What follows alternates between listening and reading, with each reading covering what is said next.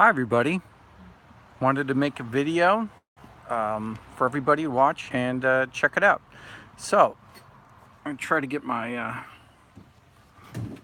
self in focus here. How are you?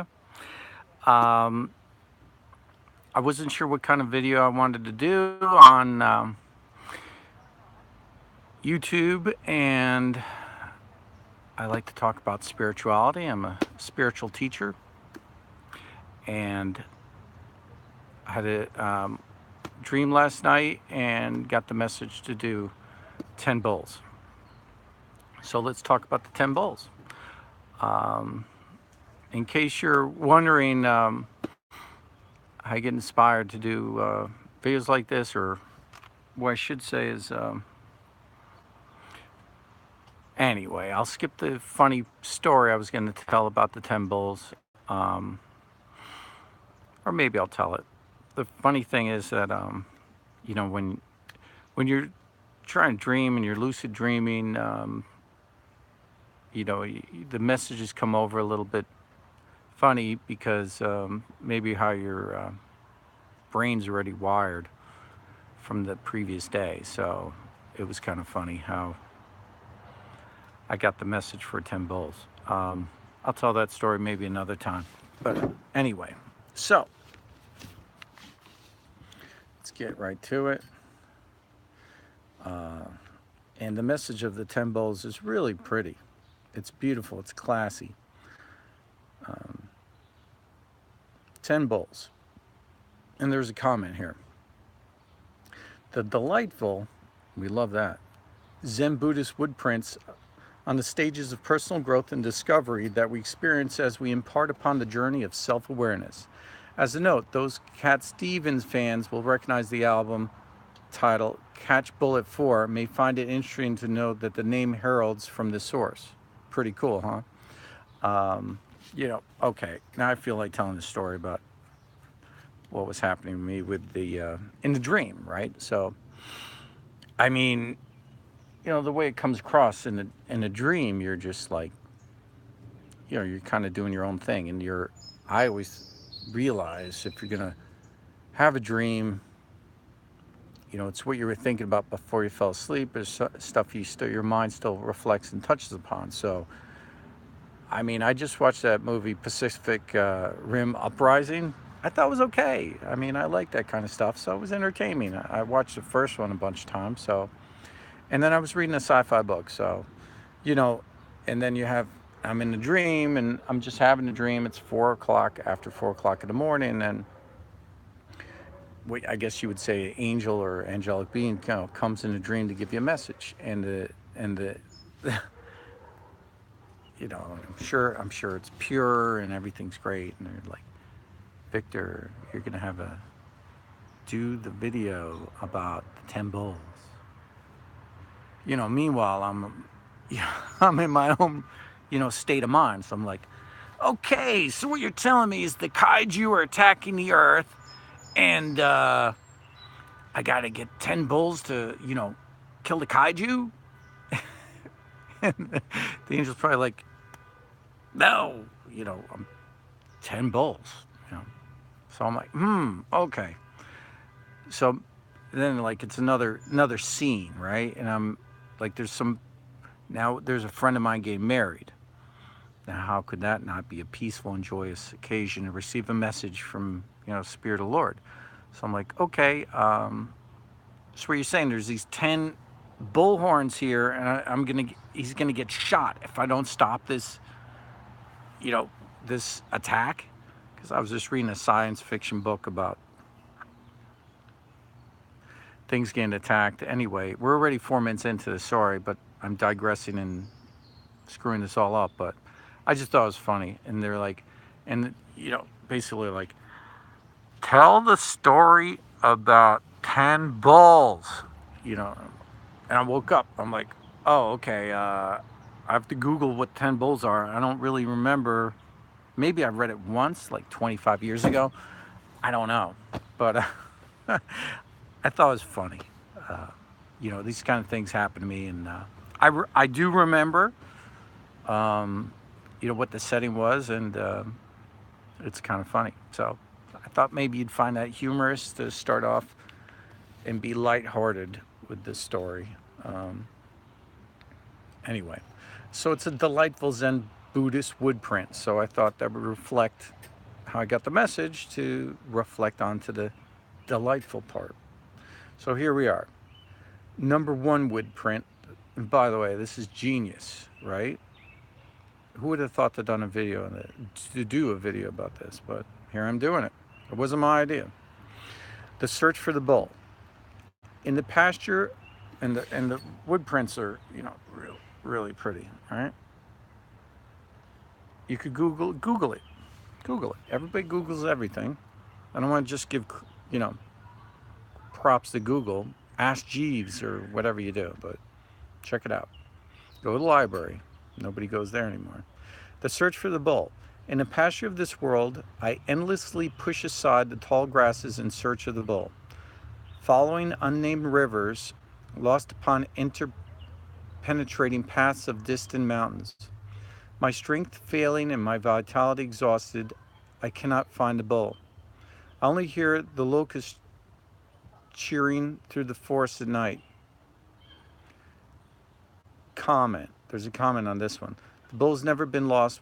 What need is there to search? Only because of separation from my true nature. I fail to find him. In the confusion of the senses, I lose even his tracks. Far from home, I see many crossroads. But which way is the right one? I know not. Greed and fear, good and bad, entangle me. So what we're talking about here is, the dualistic, sense. So good and bad, yin and yang. Everybody's caught up in Democrat, Republican, Coke, Pepsi. I've said this before. So everybody's kind of, you know, you're always looking. And when somebody has a comment to you, we're not taking it as a holistic sense and, taking that in and viewing it. You're reflecting back, what's the opposite? Somebody says, oh, my friend had this happen to him and they got in a car accident, reaction. Oh, did they sue?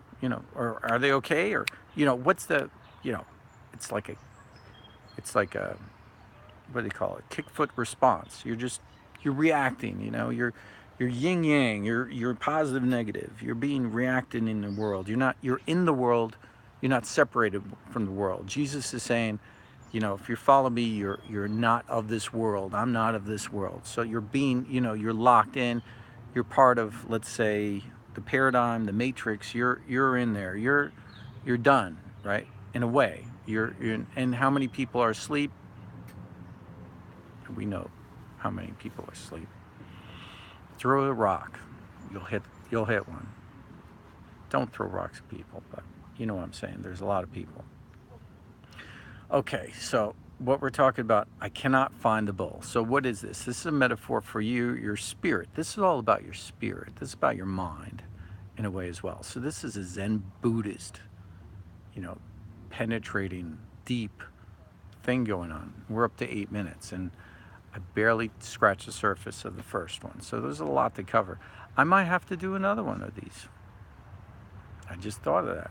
I had to tell my dumb story for 4 minutes, so sorry about that, but maybe you'll enjoy this later on.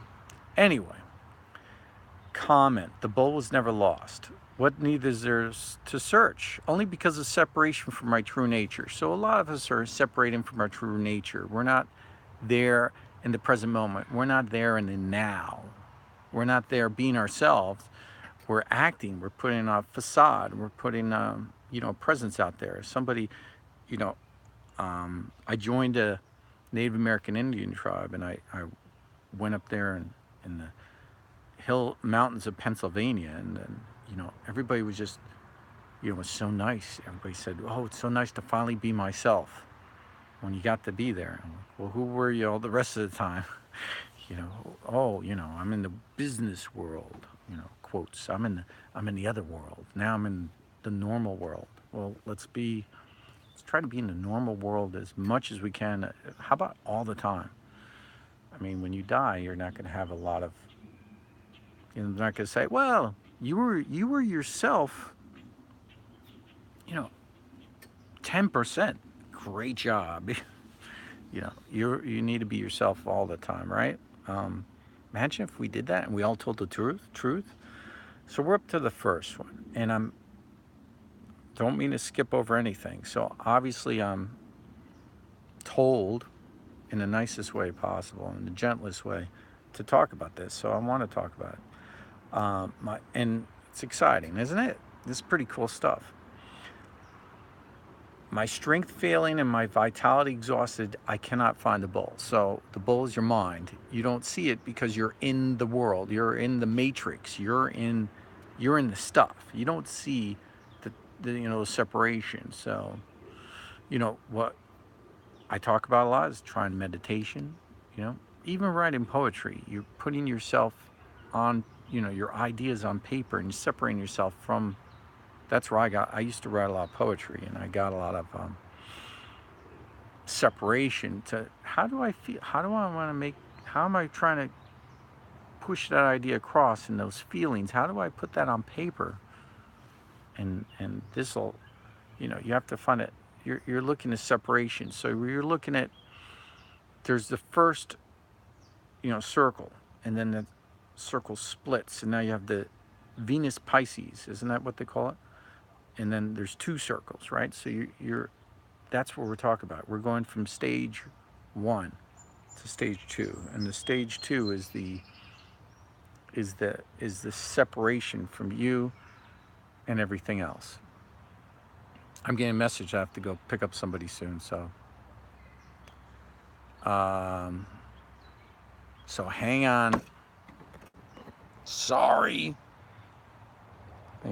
I'm gonna get a phone call in a second. But let's go. Let's keep going. Discovering the footprints. Along the riverbed, under the trees, I discover footprints.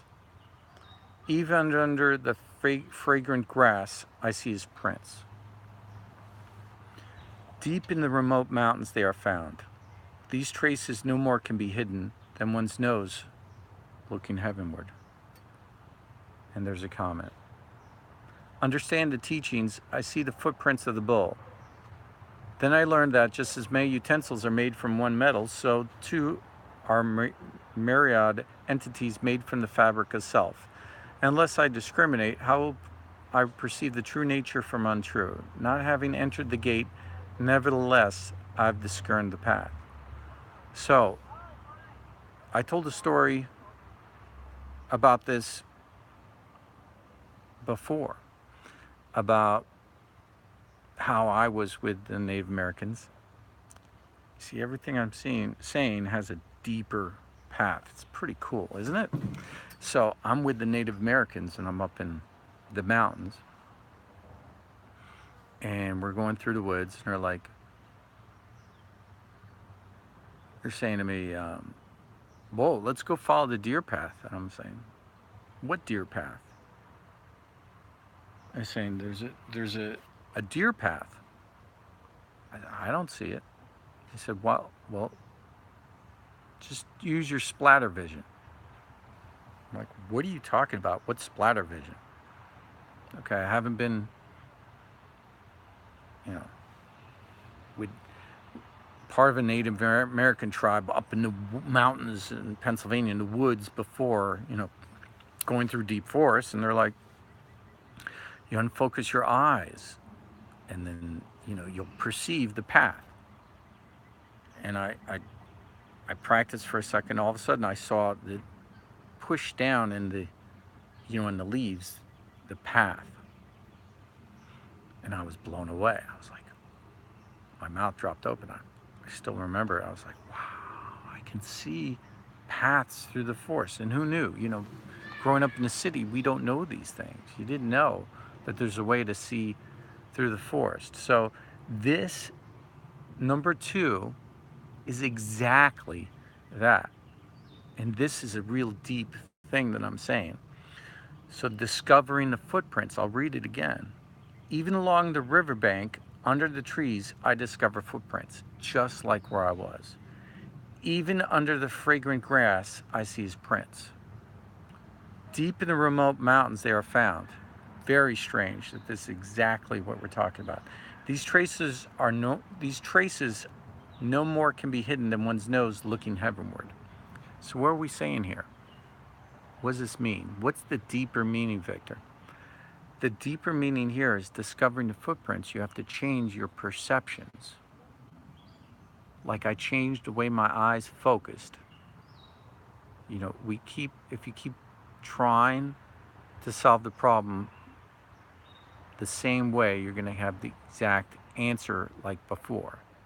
So you have to change your viewpoint. Again, meditation, learning to change your viewpoint and being empathetic, learning other people's viewpoints. These are the way that you can discover that bull of your mind, the bull of your spirit is hidden from you. Many of you, most of you. So you're being separated from your true self because you're not looking at the problem the right way. So like I don't think it was Huxley really. It was Blake that I understand that said if the doors of perception were cleansed, we would see everything as it really is, infinite. So we have to clean our perceptions. We have to detoxify our bodies, and we have to be more in line with who we're supposed to be so you could travel on the awareness, highway to a higher level of awareness and being. So that's what this is talking about, discovering the footprints.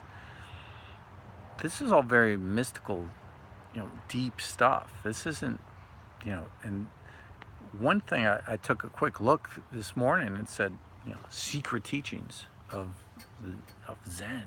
This is pretty intense stuff, right? And here you just thought it was a couple of pretty wood carvings there, right? But there's some deep meaning here. Along the riverbank, and this is so applicable because I was telling a story to people who were following me about me being in the mountains and splatter vision, the whole thing about tracking through the forest. And I'm getting a message, and I was trying to convey this kind of an idea. Hang on, I'm still alive. So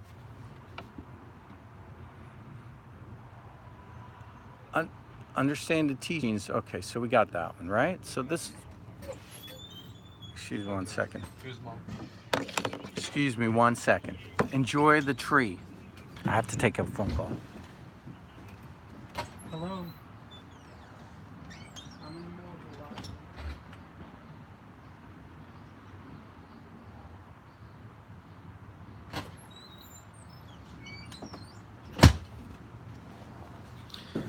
How's that tree?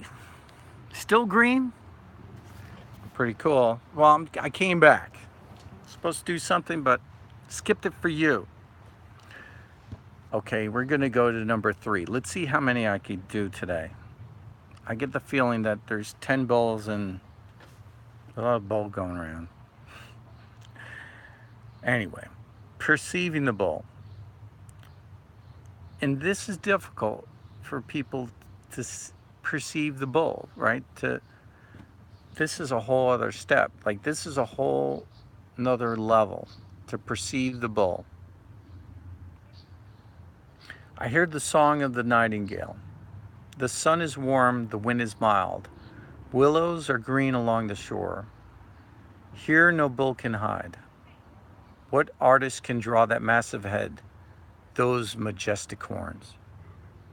And I'm going to cite this website because I'm borrowing from it. expressionsofspirit.com.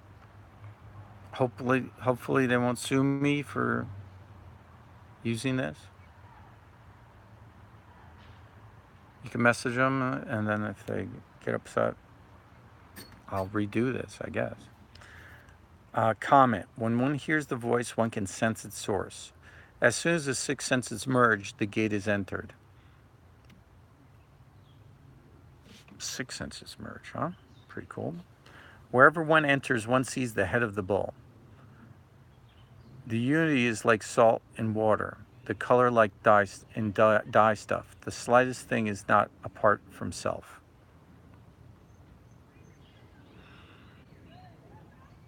That's pretty zen, isn't it? Everything is part of self.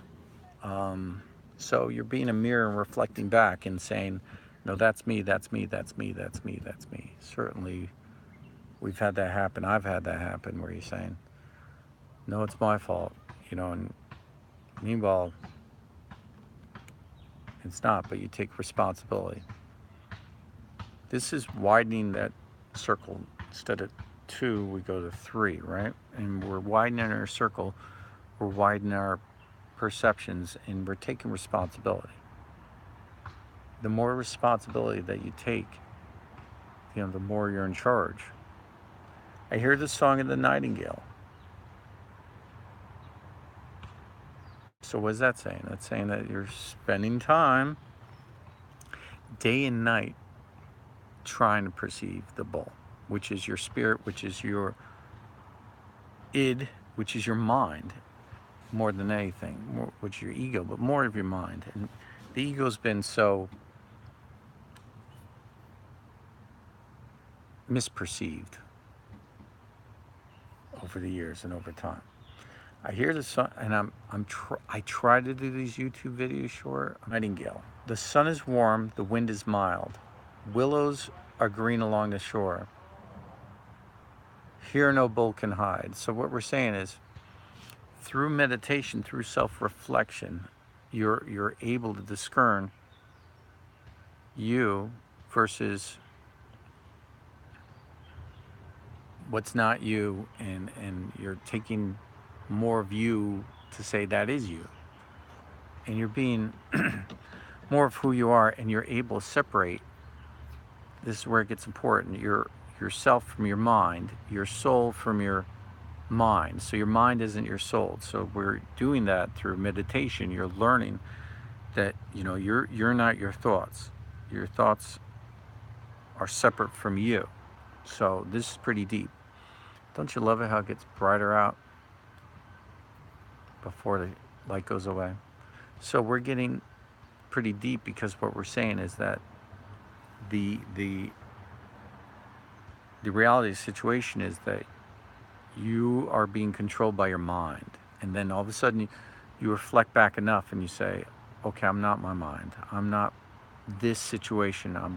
You're bigger than that. You're deeper than that. And that deeper meaning, now you go to the 4th circle, right? Within the circle of life, like the flower of life, rather. Catching the bull. I seize him with a terrific struggle. His great will and power are inexhaustible. He charges to the high plateau, far above the cloud mists, or in an impenetrable ravine he stands. So I seize him with a terrific struggle. Now you see your mind, you see your ego, you see it, you perceive it, all of it, and your oversoul, your soul is greater than that. You're greater than your mind, right? And Jesus said that store up your treasures in heaven.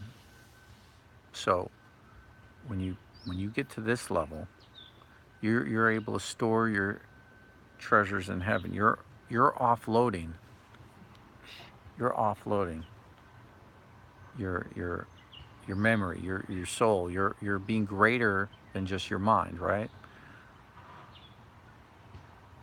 It's pretty deep. Here's the comment. He will dwell in the forest a long time. I caught him today. Talking about the bull. There's an exclamation point. Infatuation for scenery interferes with his direction. Longing for sweeter grass, he wanders away. His mind is still stubborn and unbridled. If I wish him to submit, I must raise my whip.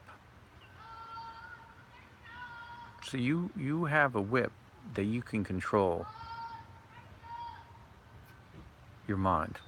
You have the ability, you're in charge, really. People don't know a lot of this. They're at the mercy of their mind and what their mind does. You're in control. You have in your noggin, right, the most powerful computer on the planet. Think about it. There's governments trying to build these quantum computers or computers, and you know, right now your brain is more powerful than anything. All the computers in the world right now, your brain is more powerful. You have that ability now to use it. But are you using it correctly? Are you using it? Or is it using you? The mind projects. I've talked about this before. It projects, we perceive only certain things. And I said this in another video, that we see, if you're in a, they took people who grew up in the jungles and primitive tribe in the forest, their jungles their whole life. And they showed them, square things, and they couldn't really perceive it. They're like, they don't understand the shape of square. In nature, it's all, bends and curves, and they just couldn't perceive it. So what are the things that we're missing? Because our minds are locked in, and we're trained all the time. We're looking at our phones. We're looking at these things. There's, somebody said to me, they's like, I've never seen a UFO. I said, really? He said, yeah, I've never seen one. I understand. Do you look up? What do you mean? I said, have you ever looked up before?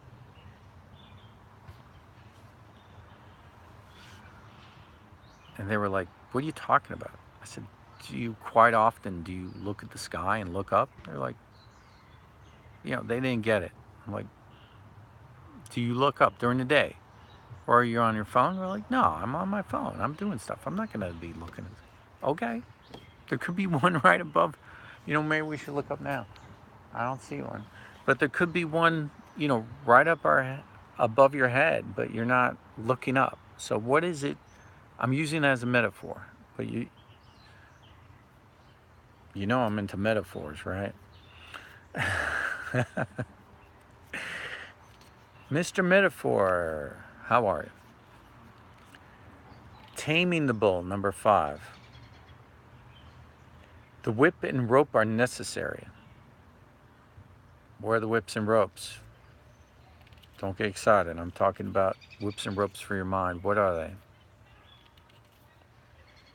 Fasting, prayer, meditation.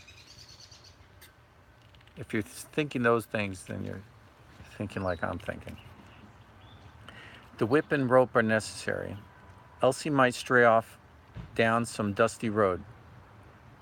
I'm about done, and this is almost 30 minutes. We'll have to do the rest maybe tomorrow, by the way.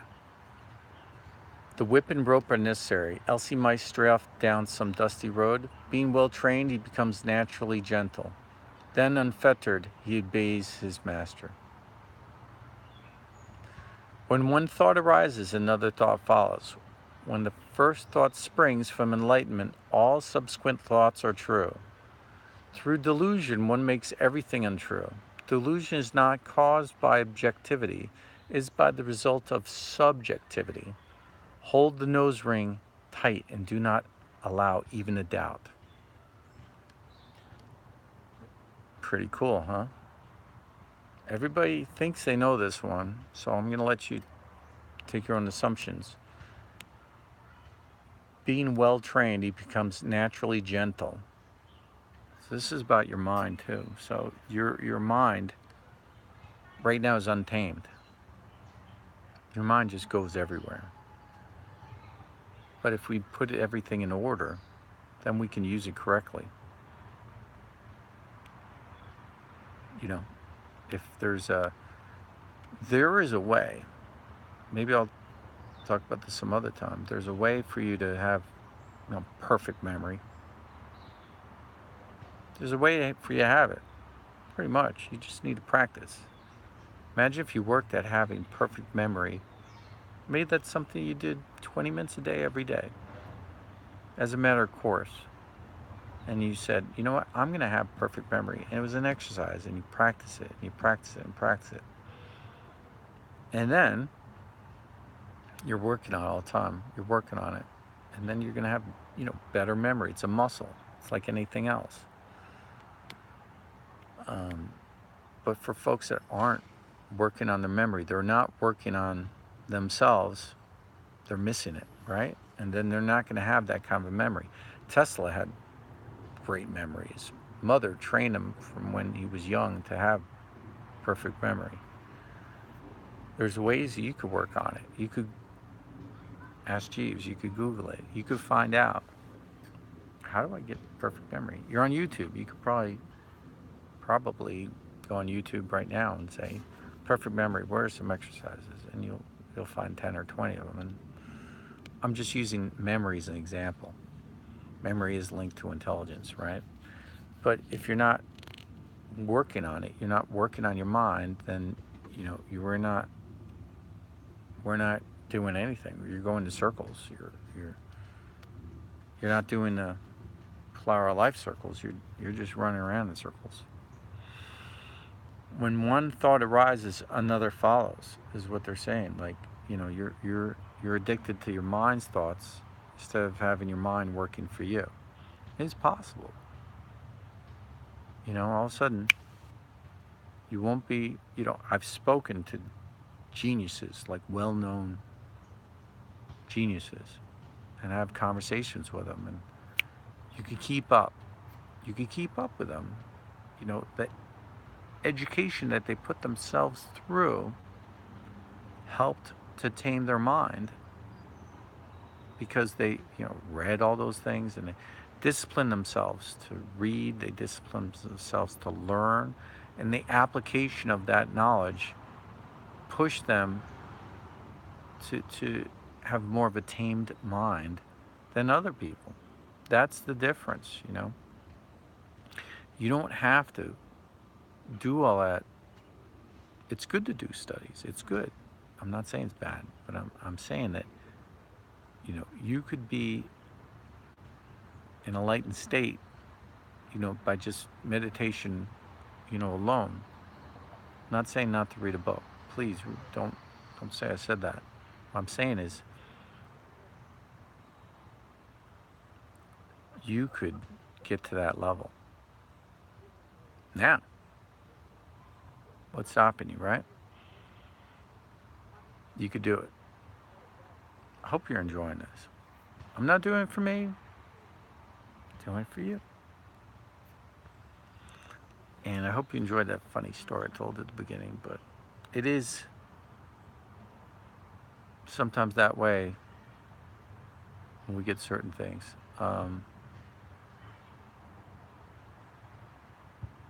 Riding the bull home is a powerful one. I think I'm going to leave 6 through 10 for tomorrow, when I can, because it's a 33-minute long, almost 34 minutes long, and that's a long commitment for you to do it one setting, I know. And you're going to have to watch this maybe in stages, because your life's so busy you don't have time, and I understand. I'm busy too. There's a lot going on, and it's getting dark out. We'll do the rest tomorrow, but I hope you enjoyed this so far. I'm having a good time talking about it. 6 is a biggie, by the way. Taming the bull is the biggie. And here's the thing. People don't get up to 6. They don't get up to 5 here on this list, if we consider it a list. And I just realized I didn't show you any of the wood carvings, except the first one. This is the second one. If anybody ever wants to edit this and put in the carvings, This is the one perceiving the bowl. Perceiving the bowl.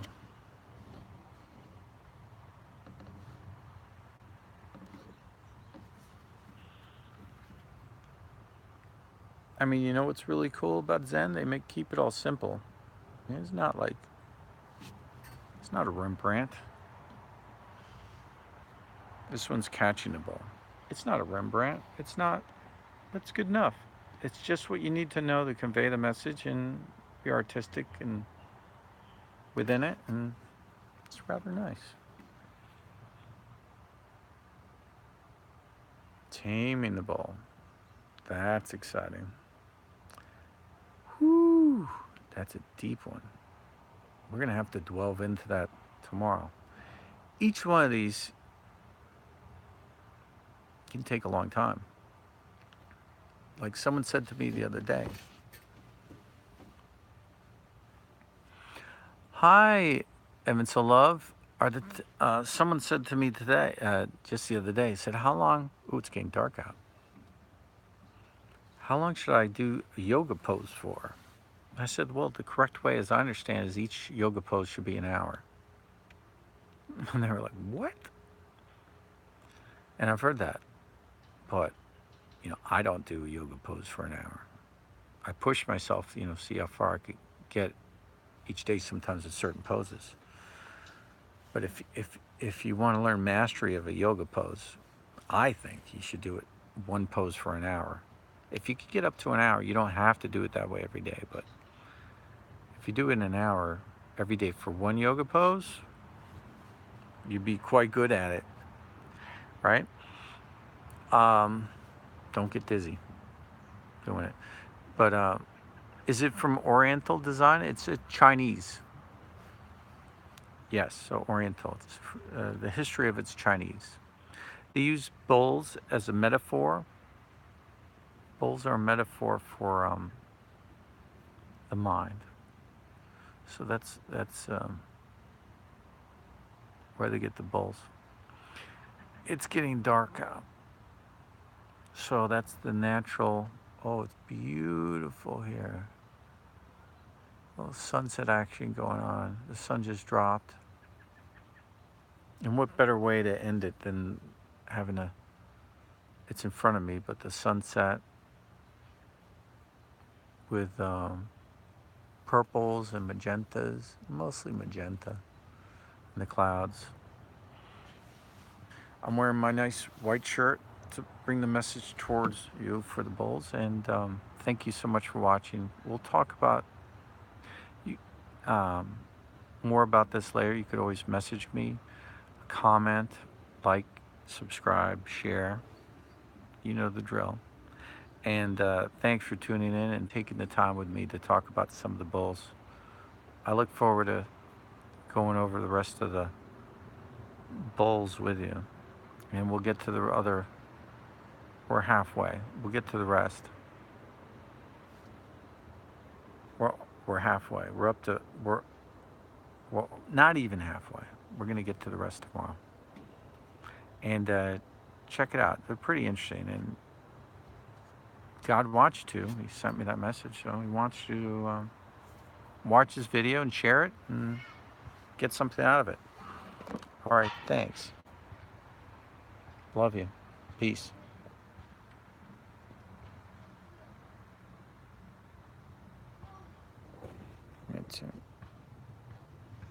I'm going to turn this off now. I never did a live video before.